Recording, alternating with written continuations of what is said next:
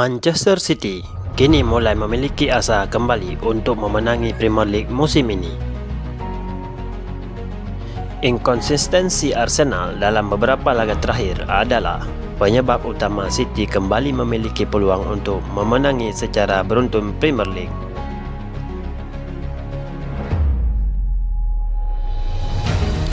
Arsenal yang sedang dalam tren negatif kembali dihajar oleh Manchester City di Etihad Stadium. Pada babak pertama, skuad Meriam London seakan hilang pelurunya.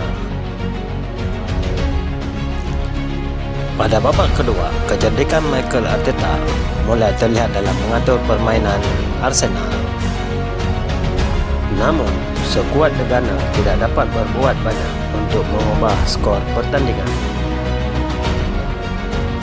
Alhasil, Meriam London gagal menebarkan jarak dari kejaran Manchester City. Kini, di atas kertas tentu saja Manchester City lebih dijagokan sebagai pemenang Premier League musim ini. Dalam JNB Sport.